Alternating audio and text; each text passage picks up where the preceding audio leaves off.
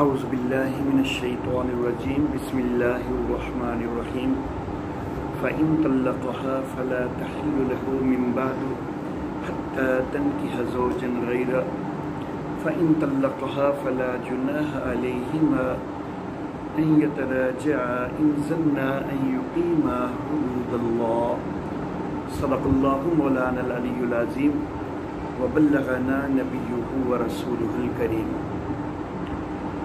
عزیز طلبہ اور social media کے سامعین و ناظرین،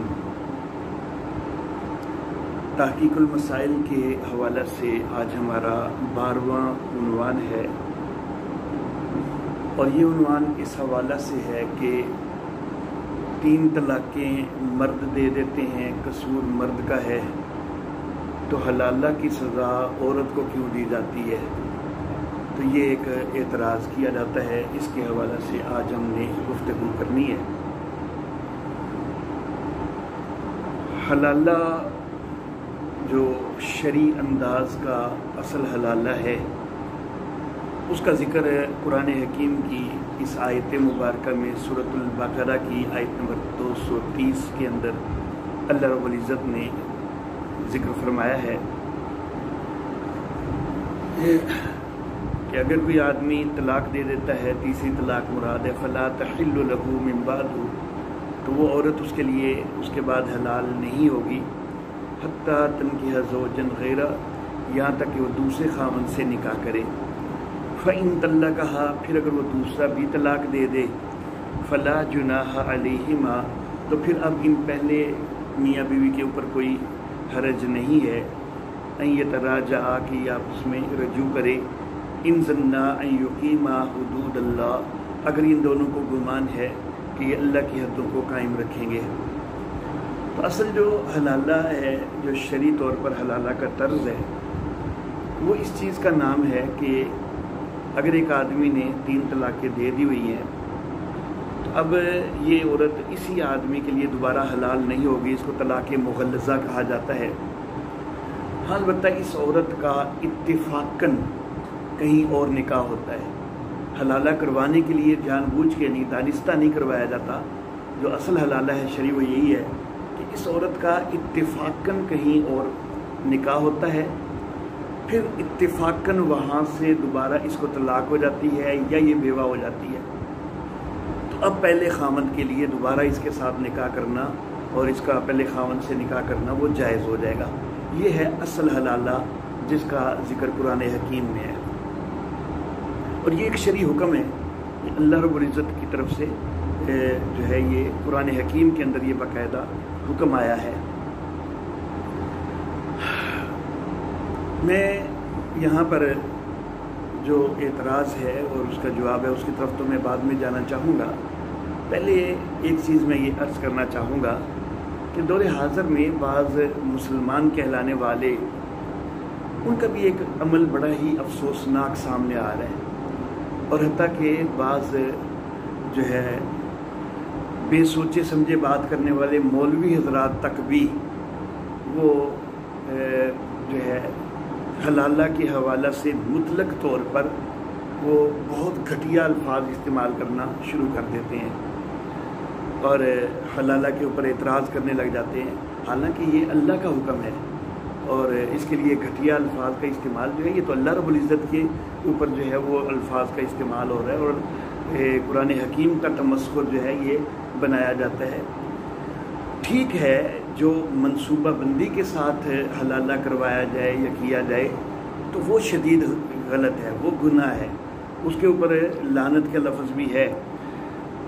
سنن نبی داود کے اندر جو ہے وہ روایت ہے کہ نبی اکرم صلی اللہ علیہ وآلہ وسلم نے فرمایا کہ لعن اللہ المحلل والمحلل له، کہ اللہ نے لعنت کی ہے حلالہ کرنے والے پر بھی اور اس کے اوپر بھی کہ جو جس کے لیے حلالہ کیا جائے، یعنی جو حلالہ کرنے کے لیے نکاح کرتا ہے، دانستہ حلالہ کرنے کے لیے، اور جس پہلے خامد نے اس کو یہ کہا ہے کہ تم میری متعلقہ بیوی سے تم نکاح کر کے پھر بعد میں اس کو طلاق دے دینا، تو یہ جس پہلے خامد نے کہا ہے تو اس کے اوپر بھی لعنت ہے۔ جامع ترمذی کے اندر بھی روایت ہے کہ لعن رسول اللہ صلی اللہ علیہ وآلہ وسلم المحل والمحلل لہو، رسول اللہ صلی اللہ علیہ وسلم نے لعنت کی ہے حلالہ کرنے والے پر بھی اور اس پر بھی کہ جس کے لیے حلالہ کیا گیا ہو۔ تو وہ چیز جو ہے جو یہ دانستہ جان بوجھ کے منصوبہ بندی کے ساتھ حلالہ کیا گیا ہو، وہ سخت گناہ ہے، اس کے اوپر لعنت ہے۔ لیکن اس کے متعلق تو اعتراض کیا جائے تو کیا جائے، لیکن جی اگر عورت بھی اس کے اندر جو ہے وہ دانستہ شریک ہوئی ہے تو پھر اس کو بھی گناہ ہوگا۔ تو لیکن مطلق طور پر حلالہ کے متعلق گھٹیا الفاظ استعمال کرنا تو یہ تو انتہائی غلط ہے، کیونکہ اس کے اندر جو شرعی حلالہ ہے، اصل جو اللہ کا حکم ہے، تو وہ بھی آ جاتا ہے مطلق طور پر بات کرنے میں۔ تو اللہ اللہ، بہرحال اب آتے ہیں ہم اس اعتراض کی طرف کہ 3 طلاقیں دی ہیں، قصور یہ مرد کا ہے، مرد نے طلاقیں دی ہیں، تو سزا عورت کو کیوں دی جا رہی ہے کہ اس کو حلالہ کرنا پڑ رہا ہے؟ تو میں یہ عرض کرنا چاہوں گا، پہلے تو یہ دیکھنا ہے کہ کیا قصور 3 طلاقوں میں مرد کا ہی ہوتا ہے، پہلے یہ دیکھنا ہے، اور دوسرا یہ کہ کیا حلالہ واقعی عورت کے لیے سزا ہے بھی کہ نہیں ہے، ان دونوں چیزوں کو دیکھنا ہے۔ تو میں یہ کہنا چاہوں گا کہ یہ دونوں چیزیں دعویٰ کے دونوں جز ہی غلط ہیں۔ ایک یہ کہنا کہ قصور 3 طلاقیں دینے میں مرد کا ہے تو یہ بھی غلط ہے، اور دوسرا یہ کہنا کہ حلالہ عورت کے لیے سزا ہے، یہ بھی غلط ہے۔ یہ دونوں چیزیں غلط ہیں۔ اللہ اللہ، دیکھیں ایک آدمی اگر 3 طلاقیں دیتا ہے نا، تو کیا عام حالات میں جب وہ میاں بیوی بڑے اچھے انداز میں پیار محبت سے رہ رہے ہیں تو کیا وہ اس وقت وہ 3 طلاقیں دے دیتا ہے؟ ایسا تو نہیں ہوتا، حالات کافی خراب ہوتے ہیں، اور عموماً یہ ہوتا ہے کہ مرد کو انتہائی جب زج کر دیا گیا ہوتا ہے، جب اس کو انتہائی تنگ کر دیا گیا ہوتا ہے، تو تب وہ 3 طلاقیں دینے پر آتا ہے۔ دیکھیں شریعت اسلامیہ میں مرد کو طلاق کا حق دیا گیا ہے، عورت کو طلاق کا براہ راست حق نہیں دیا گیا۔ کیوں نہیں دیا گیا؟ اس لیے کہ اس کے اندر جذباتیت زیادہ ہوتی ہے اور وہ تحمل نہیں کرتی ہے، وہ بڑی جلدی طلاق کی طرف آ جاتی ہے، اور بعض معاشروں میں یہ کر کے دیکھ لیا گیا کہ عورتوں کو طلاق کا حق دیا گیا تو طلاق کا تناسب انتہائی زیادہ ہوا۔ بعض معاشروں میں یہ تجربہ کیا گیا، غیر مسلم معاشروں میں، مسلم معاشرے میں تو ہو ہی نہیں سکتا نا، کیونکہ مسلم معاشرے میں تو مرد کو ہی حق حاصل ہے، لیکن بعض غیر مسلم معاشروں نے عورت کو طلاق کا حق دیا، لیکن پھر طلاق کا تناسب انتہائی درجے پر بڑھا، تو عورت کو طلاق کا حق نہیں دیا گیا، مرد کو دیا گیا ہے۔ تو وہ دیا ہی کیوں گیا ہے مرد کو براہ راست؟ اس لیے کہ اس کے اندر پھر بھی جو ہے وہ جذباتیت اتنی زیادہ نہیں ہے، یہ بڑے سارے معاملات کو بھی برداشت کرتا رہے گا، یہ فوری طور پر طلاق پر نہیں آ جائے گا۔ تو مرد جب طلاق پر آتا ہے نا، عموماً یہی ہوتا ہے کہ اس کو انتہا درجے کا جب زج کیا گیا ہوتا ہے تو تب وہ طلاق پر آتا ہے۔ اللہ اللہ، اور تب بھی یہ آپ اپنے معاشرے کے اندر، اپنے ماحول کے اندر دیکھ لیجئے گا، اور یہ چیز آپ کو نظر آئے گی کہ مرد جس وقت طلاقیں دیتا ہے نا، تو عموماً ایک طرف زج بھی اس کو عورت نے کیا ہوتا ہے پہلے، اور دوسرا اس وقت بھی عورت ہی مطالبہ کر رہی ہوتی ہے مینو طلاق دے۔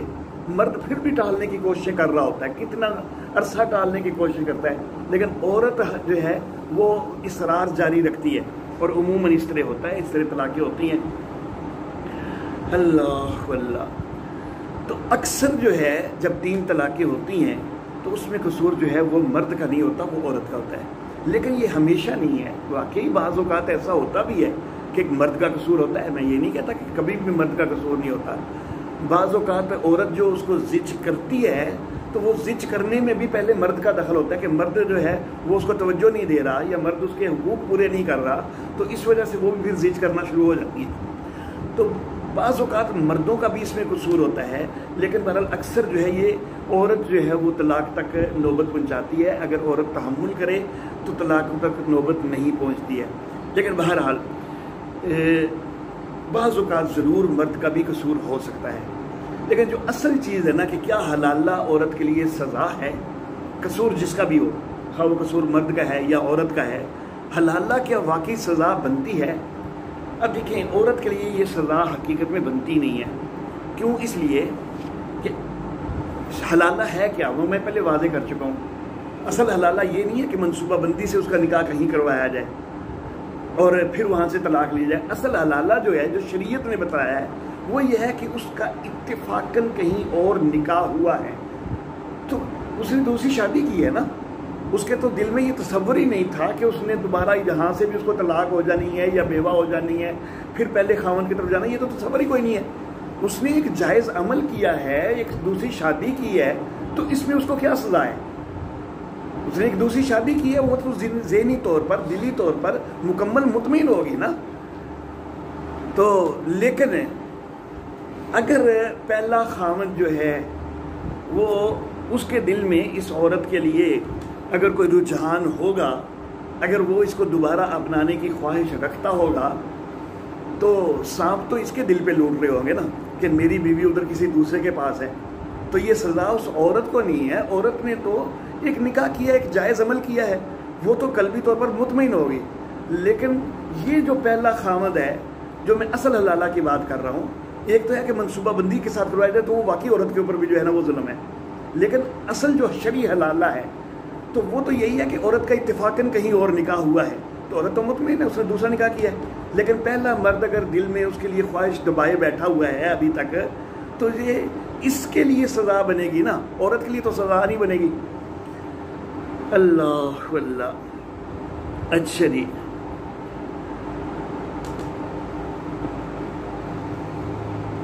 جس وقت ایک عورت کا اتفاقاً کہیں اور نکاح ہوتا ہے اور پھر اتفاقاً وہاں سے طلاق ہو جاتی ہے یا بیوہ ہو جاتی ہے، تو اب اس کے لیے مزید پھر 2 آپشنیں ہو جاتی ہیں، بلکہ 3 بھی کہہ سکتے ہیں آپ. اگر جو دوسرے خاوند سے طلاق رجعی ہوئی ہے، مغلظہ نہیں ہوئی ہے، تو پھر 3 آپشنیں ہو جاتی ہیں. یہ آپشن بھی ہو جاتی ہے کہ پہلے خاوند سے دوبارہ نکاح ہو جائے. یہ آپشن بھی ہوتی ہے کہ دوسرے خاوند سے رجوع یا دوبارہ نکاح ہو جائے، عدت کے بعد دوبارہ نکاح، عدت کے دوران رجوع اگر طلاق رجعی ہے، یہ طلاق بائن میں بھی دوبارہ نکاح. اور تیسرا آپشن یہ بھی ہے کہ کسی اور مرد سے بھی اس کا نکاح ہو سکتا ہے عورت کا. تو عورت کے لیے آپشنیں زیادہ ہو گئی، بات کھل گئی، اس کے لیے تو آسانی ہو گئی نا. اس کو کوئی مجبور تو نہیں کیا گیا کہ ضرور تو پہلے کے ساتھ ہی دوبارہ نکاح کر. ہاں، فطری طور پر عورت، جیسا کہ میں نے پہلے بھی بتلایا تھا کہ عورت جو ہے فطری طور پر وہ زیادہ مردوں کے پاس جانا پسند نہیں کرتی ہے. جو عورت فطرت سلیمہ پر قائم ہے، تو وہ اگر دوسرے خاوند سے اس کو اتفاقاً طلاق ہوئی ہے یا بیوہ ہوئی ہے، تو وہ خود اس کا اپنا دلی رجحان ہی پہلے خاوند کی طرف ہوگا. تیسرے کی طرف جانے کے بجائے اس کا اپنا رجحان اگر پہلے کی طرف ہے اور اپنی رضامندی سے وہ پہلے کے ساتھ دوبارہ کر رہی ہے، تو اس میں اس کے اوپر کیا ظلم ہوا؟ اس کو تو اجازت تھی. اگر وہ اس کو نہیں پسند کر رہی ہے تو تیسرے سے بھی تو کر سکتی تھی، یا دوسرے نے ہی اگر طلاق رجعی دی تھی تو اسی سے دوبارہ رجوع وغیرہ کا اہتمام کروا سکتی تھی، اسی سے دوبارہ نکاح کا اہتمام کروا سکتی تھی، اس کے لیے کوشش کر سکتی تھی. اس کے لیے تو وسیع تھا میدان. تو اس میں عورت کو کوئی سزا نہیں ہوتی ہے. اور یہ چیز تو میں نے اسے اعتراض کے حوالے سے ذکر کر دی کہ حلالہ جو ہے یہ عورت کے لیے، جو شرعی حلالہ ہے، یہ عورت کے لیے کوئی سزا نہیں ہے.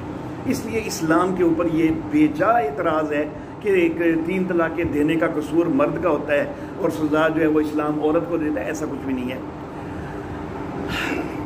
لیکن اس حوالے سے میں ایک بات اور کرنا چاہوں گا، اگرچہ وہ اس حلالہ سے تھوڑا سا ہٹی ہوئی چیز ہے، کہ شریعت اسلامیہ نے جو قوانین دیے ہیں وہ انتہائی بہترین قوانین دیے ہیں.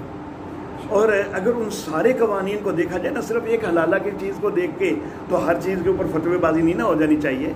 اگر وہ سارے قوانین کو مد نظر رکھا جائے نا، تو یہ جو شرعی حلالہ ہے نا، جو اصل حلالہ ہے، اس کی طرف بھی نوبت بہت کم شاذ و نادر پہنچتی ہے.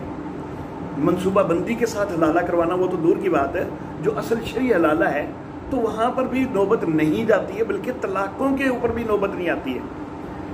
شریعت اسلامیہ طلاق کے حوالہ سے جو ترغیب دیتی ہے، وہ کیا ترغیب دیتی ہے کہ طلاق دینی ہے مرد نے اگر، تو طہر کے اندر طلاق دے، حیض کے دوران طلاق نہ دے. پہلی ترغیب یہ ہے. دوسری ترغیب یہ ہے کہ جس طہر کے اندر مرد ازدواجی تعلق قائم کر چکا ہے، اس طہر میں بھی طلاق نہ دے. بلکہ اس کے بعد حیض بھی آئے پھر اگلا طہر آئے تو ضرور دینی ہے تو اس میں جا کے دے. اور پھر تیسری چیز ترغیب شریعت کی کیا ہے کہ طلاق دینی ہے تو صرف ایک دے اور اس کے بعد پوری عدت گزرنے دے. اب جس وقت یہ ساری چیز کا خیال رکھا جائے تو پہلے تو اگر مثال کے طور پر دوران حیض کسی کو غصہ آیا ہے وہ اتنی چیز کا خیال رکھے کہ میرے لیے بہتر جو چیز شریعت نے بتائی ہے وہ یہ ہے کہ حیض کے دوران طلاق جو ہے وہ طلاق بدعت ہوتی ہے. اگرچہ نافذ تو وہ ہوتی ہے لیکن ہوتی طلاق بدعت ہے. تو میں اچھے انداز میں طلاق دے دوں گا تو میں جب طہر آئے گا تب دے دوں گا. تو جب طہر آئے گا اتنی دیر میں اس کا غصہ بھی ٹھنڈا ہو چکا ہوگا, طلاق پر نوبت ہی نہیں آئے گی. اور اگر ایسے طہر کے اندر کہ جس میں یہ ازدواجی تعلق قائم کر چکا ہوا ہے اس کے اندر اگر اس کو غصہ آئے گا یہ طلاق دینا چاہے گا تو پھر شریعت کے اس حکم کا خیال کر لے کہ بھائی میں اگلے طہر میں جا کے طلاق دے دوں گا تو اگلا طہر آنے تک تو غصہ ٹھنڈا ہو چکا ہوگا. اللہ اللہ. اور اگلے طہر میں بھی ازدواجی تعلق قائم کرنے سے پہلے طلاق دینی ہے اور پھر دینی بھی ایک ہے. اور جب ایک دینی ہے تو طلاق مغلظہ تو ہوئی نہیں, پھر حلالے تک تو نوبت نہیں رہ جاتی, پھر تو دوبارہ اسی سے رجوع عدت کے دوران ہو سکتا ہے. اور اگر عدت ختم بھی ہو جائے تو اسی سے دوبارہ نکاح بھی ہو سکتا ہے, کوئی حلالے کی ضرورت ہی نہیں رہتی ہے. تو گویا کہ جو اصل طلاق کا پیریڈ رکھا ہے نا شریعت اسلامیہ نے بڑا ہی محدود رکھا ہے. حیض کے دوران طلاق نہیں دینی.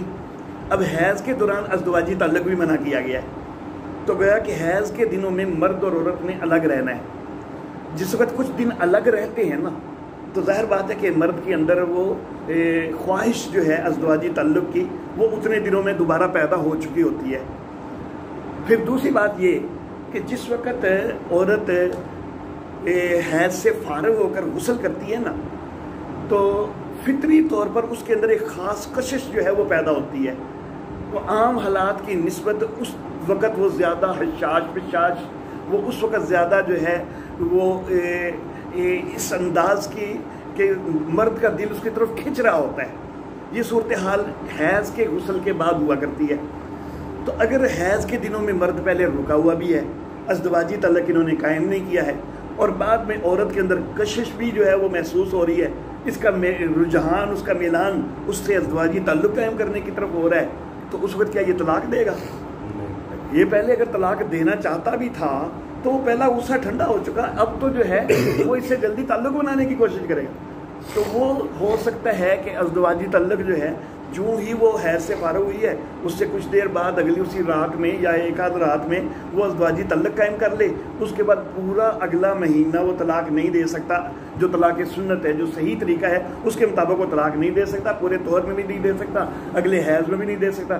تو گویا کہ طلاق کا دورانیہ جو طلاق کا پوری پیریڈ ہے شریعت اسلامیہ میں وہ تو بڑا محدود سا ہے, اور ہے بھی وہ والا کہ جس میں طلاق کی طرف دل ہی نہیں کرے, جس میں مرد کا عورت کی طرف رجحان ہی زیادہ ہو جائے, تو وہ والا پیریڈ رکھا گیا ہے. تو اگر یہ ساری چیز کا لحاظ کیا جائے تو اول تو طلاقوں پر ہی نوبت نہیں آتی ہے. اگر ہمارے پاس آج طلاق کے 100 واقعات ہو رہے ہیں نا تو دوسری طرف اگر اس چیز کو عوام سمجھے, اور میں تو خطبات جمعہ وغیرہ کے اندر اس کو جو ہے نا وہ اکثر بیان کیا کرتا ہوں تاکہ لوگوں کو یہ معلوم ہو, اور میں یہ طلبہ آپ سے بھی یہ گزارش ہے کہ یہ مسائل جو ہیں ان کو بیان کیا کرنا ہے. آپ نے بھی عالم بننا ہے, ماشاءاللہ دورہ حدیث کے آپ طلبہ ہیں, اور انشاءاللہ آپ نے خطیب بننا ہے, عالم بننا ہے. اللہ رب العزت آپ کو بہت زیادہ عزتوں اور برکتوں سے نوازے, اور اللہ رب العزت آپ کا مرتبہ اور مقام بہت اونچا کرے. تو آپ بھی جو ہے یہ ضرور اہتمام رکھیے گا کہ جہاں پر بھی آپ خطیب بنیں, امام بنیں, تو وہاں پر لوگوں کو یہ مسائل جو ہیں ان سے آگاہ کیا کیجیے. ٹھیک ہے, ہم اشاعت التوحید و سنہ والے ہیں, تو لیکن اس کا یہ مطلب نہیں کہ صرف توحید بیان کرنی ہے. ٹھیک ہے, توحید بھی ضرور بیان کرنی ہے, بلکہ ہر پہلو کے اندر توحید کا کوئی نہ کوئی پہلو نکل آتا ہے, تو اس کو سب سے زیادہ تو ضرور بیان کرنا ہے. لیکن اس کا یہ مطلب نہیں ہے کہ باقی مسائل جو ہے ان کی طرف سے جو ہے وہ نوبت نہ آئے.